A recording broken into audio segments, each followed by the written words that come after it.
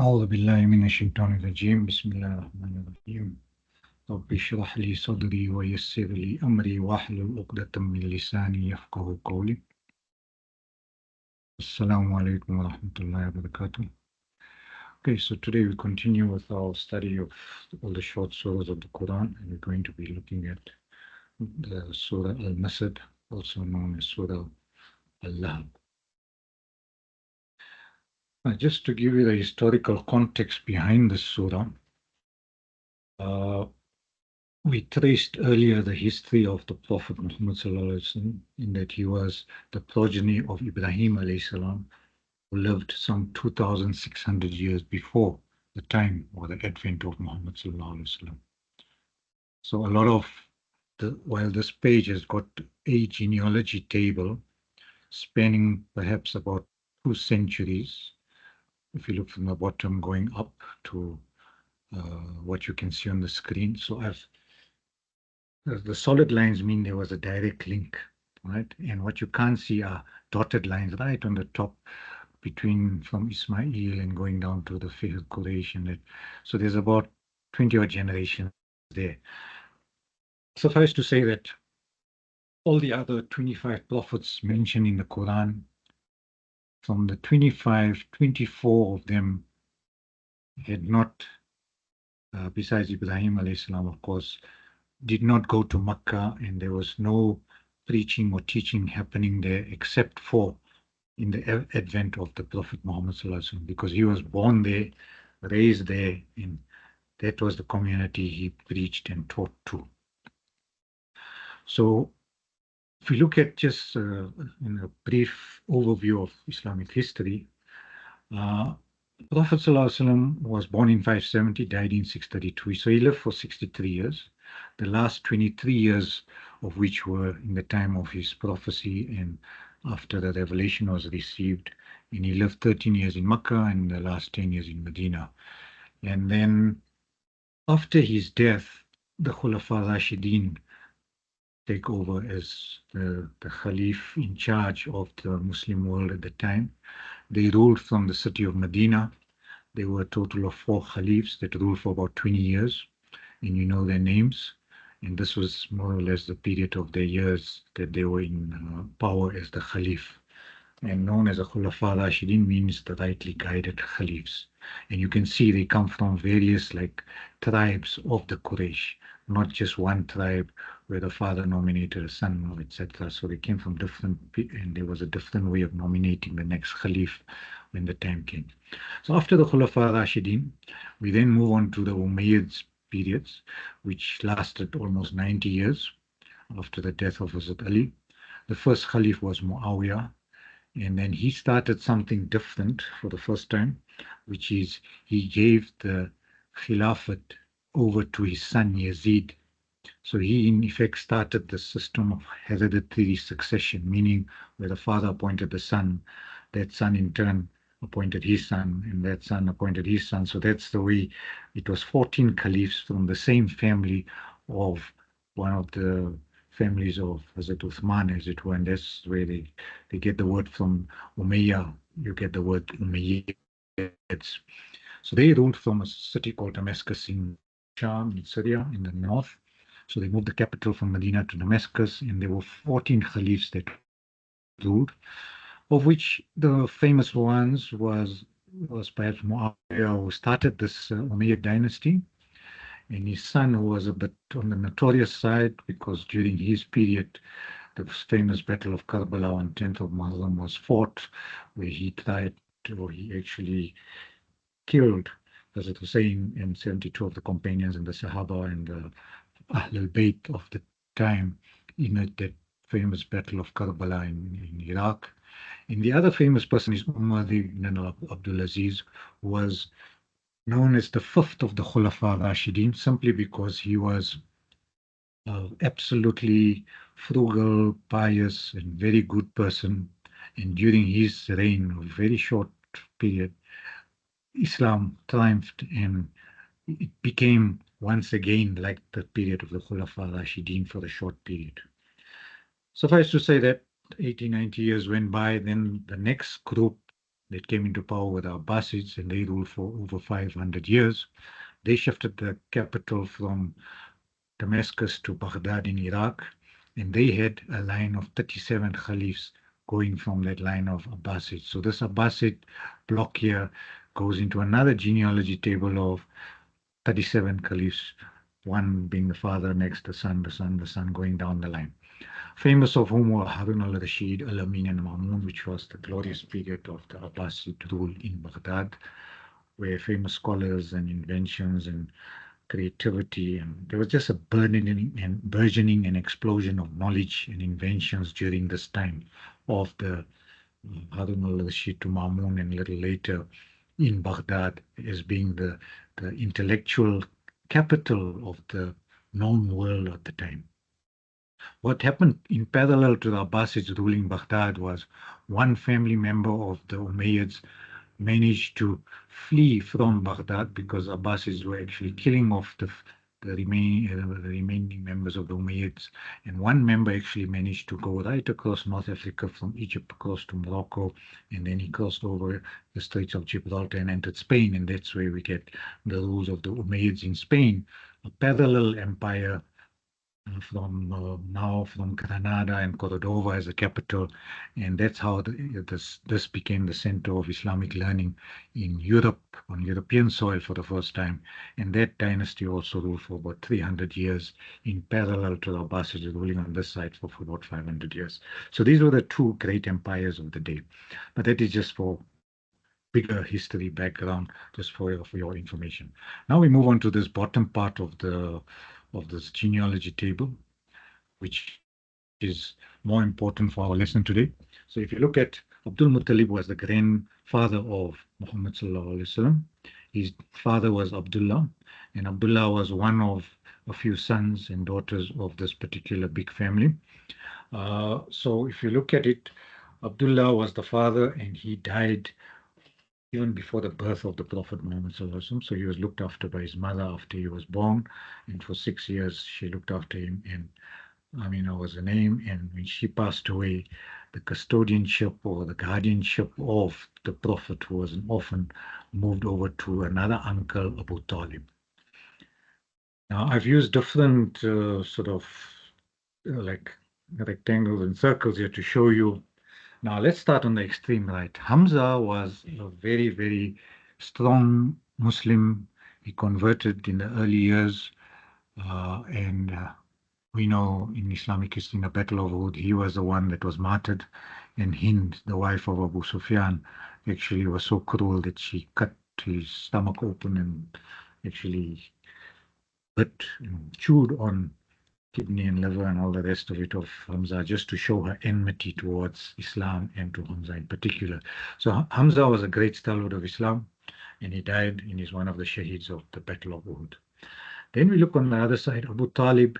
He was what is known as a friendly kafir. He never converted, but at least he showed a lot of respect for the Prophet. And in that sense, he was like a very good person to rely on and trust. So Abu Talib was never converted to Islam, but nevertheless was a pillar of support for Muhammad sallallahu alaihi wasallam, the young orphan in growing up. And unfortunately, Abu Talib also dies in the boycott years, those last 3 years before the Hijrah. Then we look at Abu Lahab, who was the other uncle of the Prophet. Now, I've put him in red because he was a vehement and staunch enemy of Islam. So the relationship between this uncle and the nephew was very, very strained. And we're going to look at that just now a bit more in detail. But I'm just giving you the background of how they fit in terms of a family tree. So the enemies of the Prophet and Islam were quite a few. Abu Lahab and his wife stand out, and that is why the surah was also revealed. Abu Jahl also stands out because Abu Jahl actually was a very wise man and a very good person actually, but he was one of the two. You know, when Muhammad sallallahu alaihi wasallam made a dua that please let either Umar ibn al-Khattab or Amr ibn Hisham, which is Abu Jahl, convert, that will strengthen Islam. it so happened that Umar was the one chosen to accept Islam and became the second Caliph of Islam as well. And he was a very good Muslim. And Abu Jahl remained on the other side where he just never converted and all his wisdom came to zero. So Abu Jahl was another staunch enemy of Islam. Then we have Utbah ibn Rabi'a, also another enemy, and Walid ibn Mughira, who we mentioned earlier. He was a poet and he was so fascinated with the Quran when it was being recited. And he was kind of convinced that this was the word of something supernatural, something greater than what he ever heard in amongst the poets of Arabia, and they were famous poets at the time, and he himself was a poet. So he was very impressed with the Quran, but never got around to accepting Islam. In fact, Abu Jahl put him under pressure by saying, you know what, although you're convinced that the Quran is a miraculous sort of creation of Allah and a gift of Muhammad Sallallahu Alaihi Wasallam, but don't accept it and don't come out openly about the fact that it's such a great book. Rather talk and toe the line of us as the Quraysh saying that we have nothing to do with the Quran, we'll never accept it. So, unfortunately, Walid ibn Mughira, with all his intelligence and his poetic capabilities, he never accepted Islam. Then we mentioned Hind, the wife of Abu Sufyan, and how she killed, or rather, what she did to Hamza, the dead corpse of Hamza. And there were many others. And then if you look at going back into Musa's time, we know of the famous Pharaoh or King Ramesses II, or the great King Ramesses, as he was known. But Pharaoh was the title of this particular king, and he had in his court two famous people, Haman, who was the minister in the court of Pharaoh, who led the military, you know, instructions of what Pharaoh wanted done, killing all the male offspring at the time in fear of the birth of Prophet Musa. And Qarun was a very, very wealthy individual. Now, these three words are mentioned in the Quran, the Pharaoh, Haman, and Qarun. And if you look at it, this is a summary of essentially like people who had either power or might or military backing or even extreme wealth to such an extent they were like swimming in wealth. But Allah dealt with all three in the time of Musa alayhi salam. And the message for us in the Quran is that even in this day and age, in today's times, you have many, many people who are kings, who are so-called amirs, or in charge of domains, or kingdoms, or emirates, or whatever the case is. And if their power goes into their head, then Allah brings about a change one way or the other. So whether you're the greatest leader or the most influential leader, or you got the most powerful army backing you, or the fact that you've got oil wealth or any other kind of wealth that makes you very, very rich and makes you get pride and become haughty, Allah will deal with you in His own way and in His own time. Then we have Abraha, the other famous one we did in Ashabul Fil, Alam Tara, where he wasn't mentioned by name, but he was mentioned with the elephants that he came. So he was part of the companions of the elephant that came to destroy the Kaaba, and Allah dealt with him in a very decisive manner. So if you look at all these enemies, in the time of the Prophet, from all of them, the only one that's mentioned by name is Abu Lahab and his wife. Right? Now, not that Allah is dignifying them by mentioning their name, He's actually showing what they were and what their outcome at the end is going to be like. So he's painted a very bleak picture of these two people. As far as Abu Jahl go, we'll study a bit about him and his attitude towards Islam in another surah we're going to be studying, Lam Yakun Alladhi.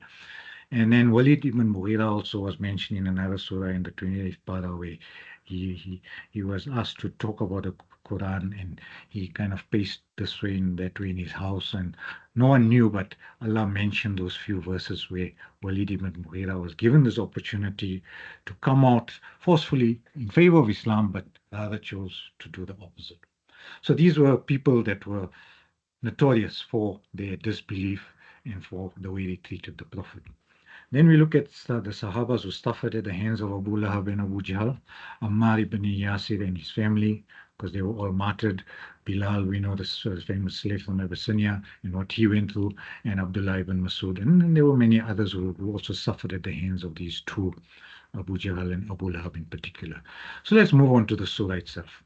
Al Masad, the one name of the surah comes from this last word, Masad, which means palm fiber, and twisted fiber, in other words, made into a rope. Right? So these were 5 verses or 5 ayat.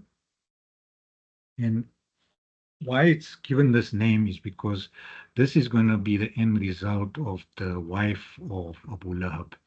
Because if you look at what the surah is talking about, is perish the 2 hands of Abu Lahab, and may his life and all his whatever he's done in life come to nothing. So his wealth and whatever he's earned, nothing will be of benefit on that day. And what's going to be his outcome? He's going to be burning in the blazing fire, right? In a nutshell. So that's the fate of Abu Lahab. Done, sealed. Then they talk of his wife very, very briefly. They say she was the carrier of fire. She will be the carrier of firewood in that afterlife.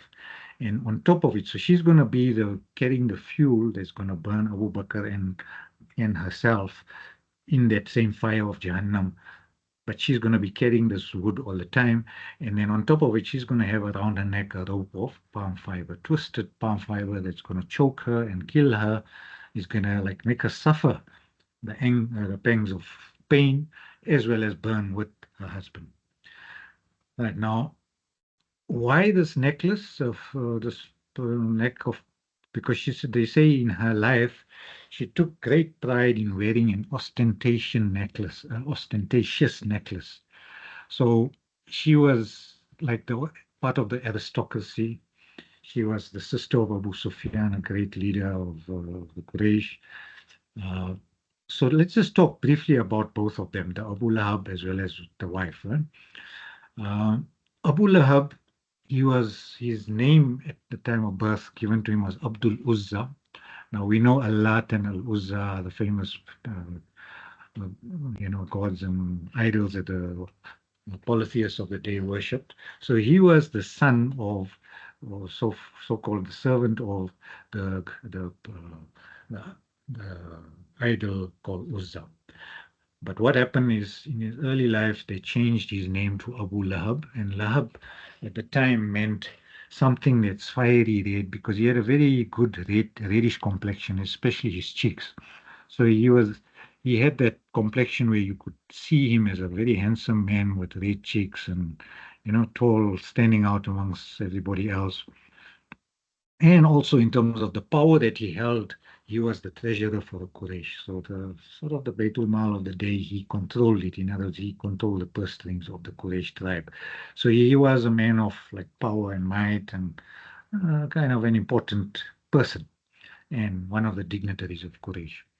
But the same Abu Lahab, which is the father of the red cheeks or the father of the red complexion, in this surah, the name is changed to this, a fire. He will burn in a fire of something blazing. So it's blazing red. So his cheeks that were known to be good, sort of adjective, now changed to a negative attribute, and that is he's going to be, burning in that fire, which is going to be very red hot. Right? So that's his fate. Then his wife was another great person in the ranks of the Quraysh. Her name was Urwa, or she was known as Jamil, because she was like known to be the mother of being a very beautiful woman.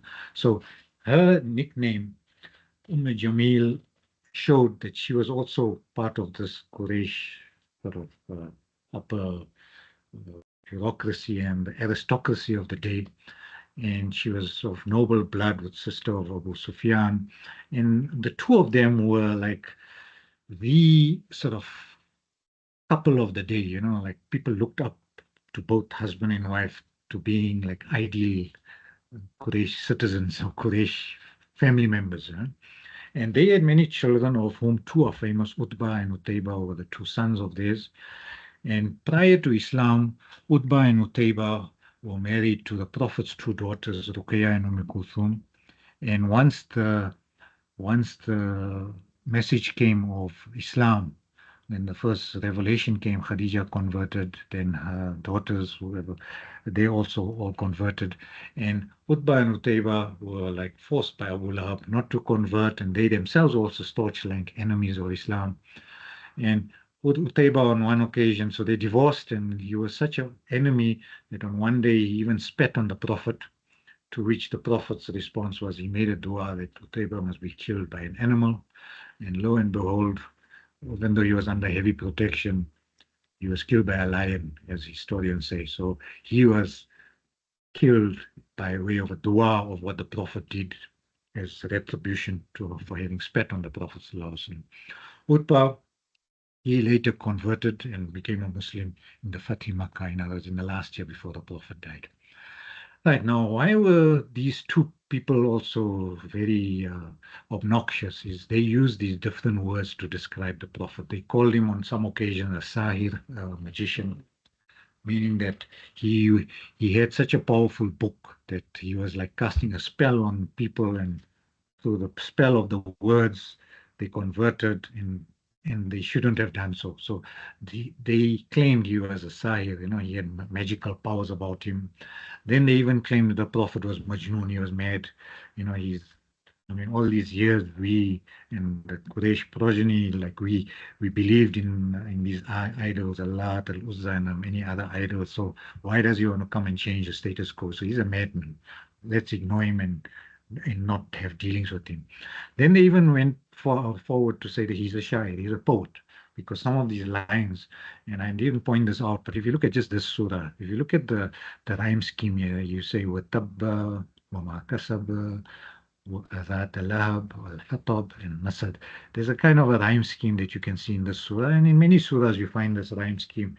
If you look at just the last words, and even when somebody reads it like a Qari, you can pick up these rhyme schemes very easily. So definitely the Quran had poetry in it, and it flawed the best of the poets of the Arabia at the time.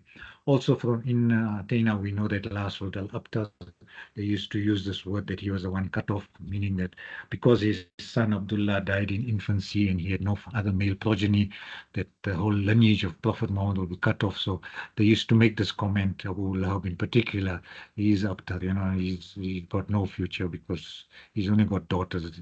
He can't have sons like we have. So they said it out of pride, but that in Athena was revealed and cut them down to size. Then on one occasion, he even threw a rock at the Prophet with the intention of killing him, but it didn't happen.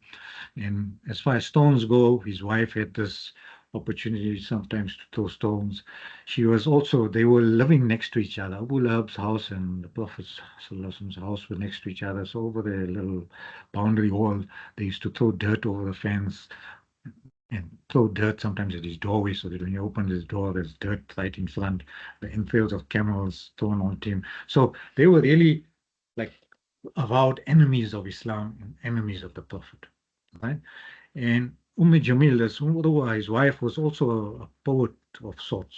He actually composed poetry, great rhymes against the Prophet. So all these things put together, these were, while they were a celebrity couple, respected by the Quraysh, but in terms of the Quran and Islam, we regard them as the lowest of the low.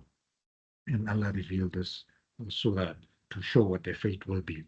Other names of the surah is Surah Abu Lahab or Surah Fiber or Surah the Perish. Perish is the word Tabba, or the flame, which is Lahab, or the palm fiber rope, which is Masad. Okay, let's look at the actual surah itself. Now, this word Tabba means to perish, and it's like a curse that somebody would make or give to another person. So if you look at this word Tabba appears twice. It's Tabba ya and Tabba ya again, right?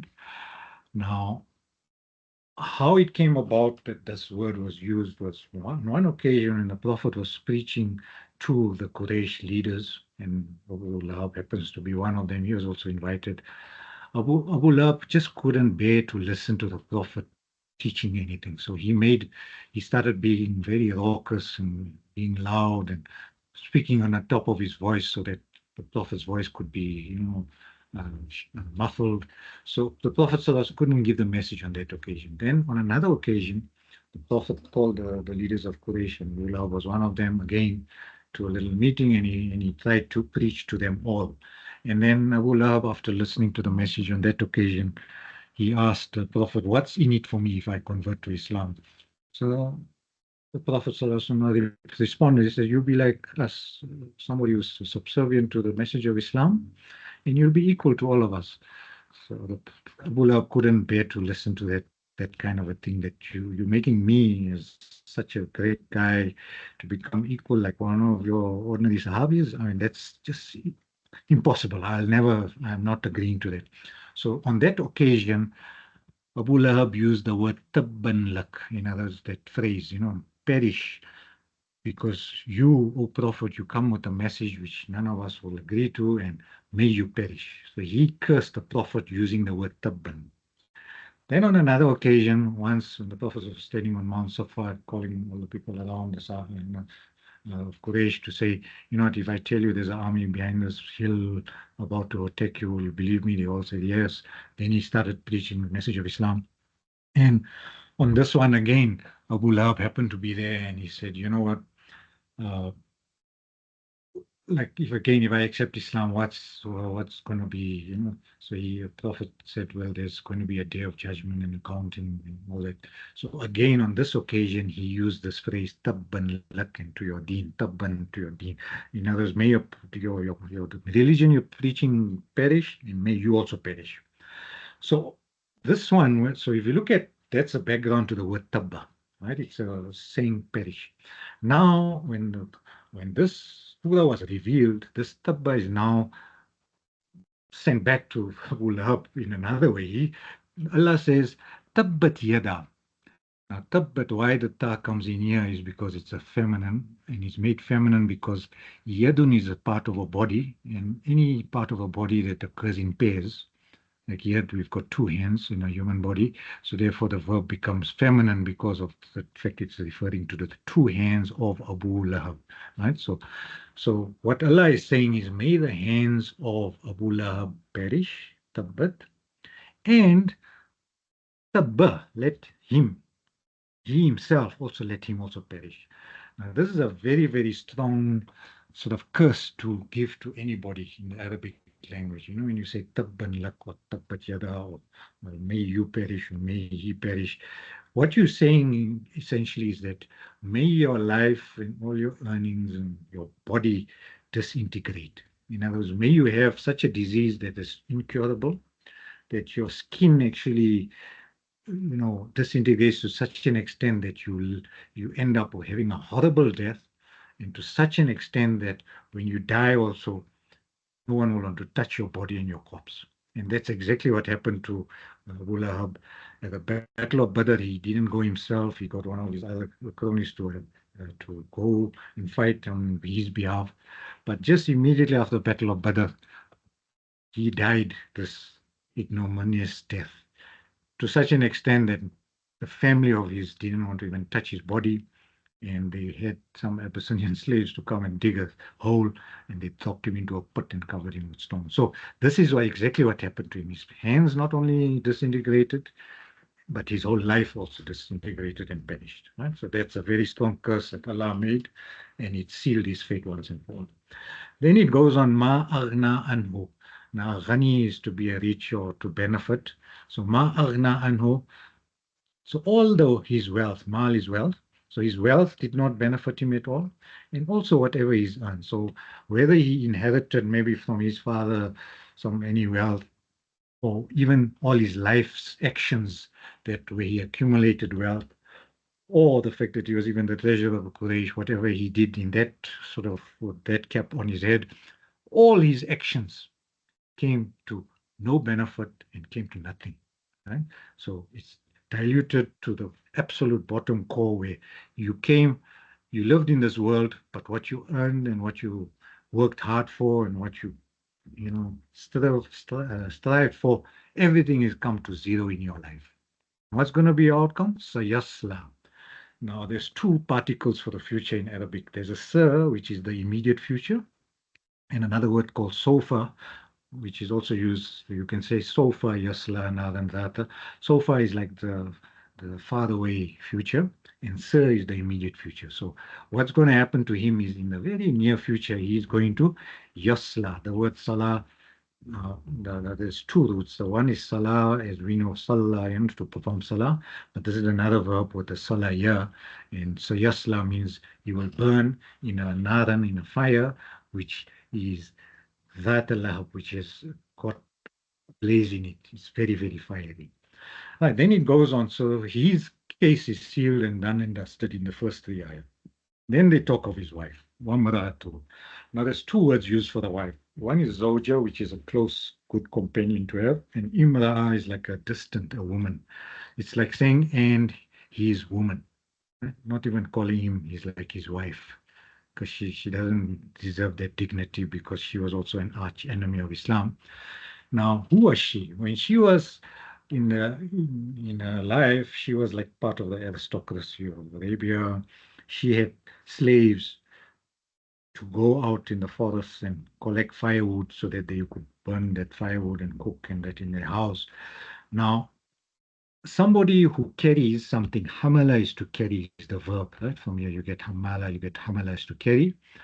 Hamil is a person who carries things like a porter. Right? And like in the airport, you get a porter pushing your luggage for you. That would become a hamil. Now, a hamal or a hamala, hamal is the male version of it, and a hamala is a female version of it, is somebody who carries things.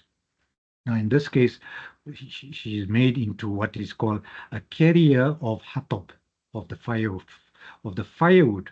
So from being an aristocrat and having slaves to do this work, in the next life, she herself is going to become a slave, carrying wood, and wood for what purpose?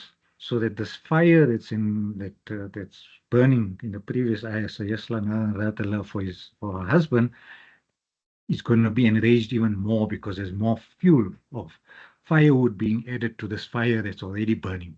So she and her husband are going to burn in the same fire, and she's going to be made into this slave, like carrier of add more fire, wood, add more fire, adding more firewood to it. So it's a continuous action. Now, hamal or hamala is like if you look at khubz is bread, khabaz is a baker, khabaz is the person who bakes bread all the time, like daily. It's his job.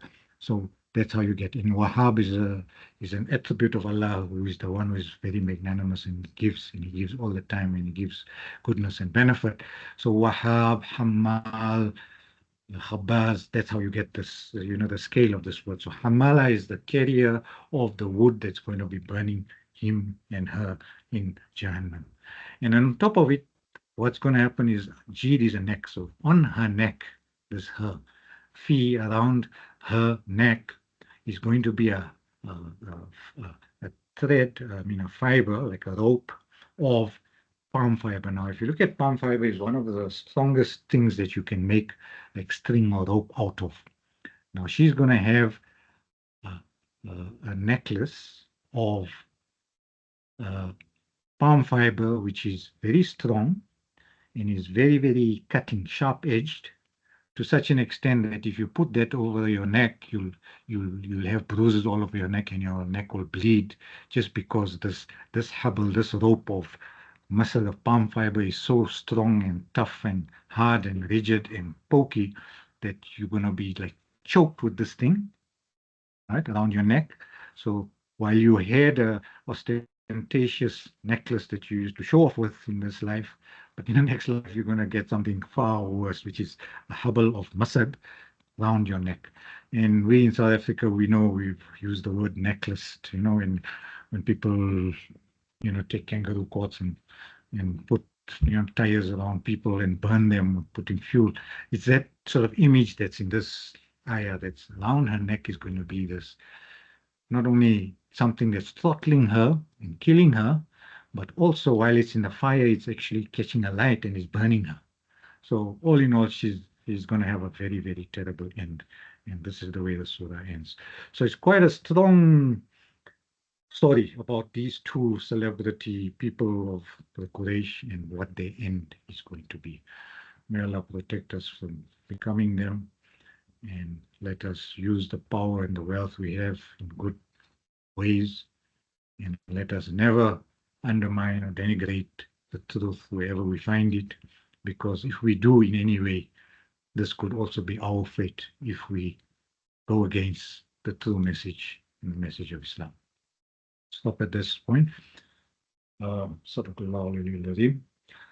Let's end with Bismillah ar-Rahman ar-Rahim. Wal asr, inna al-insana lafi khusr, illa alladhina amanu wa amilu s-salihat, wa tawasaw bil haqq, wa tawasaw bis sabr.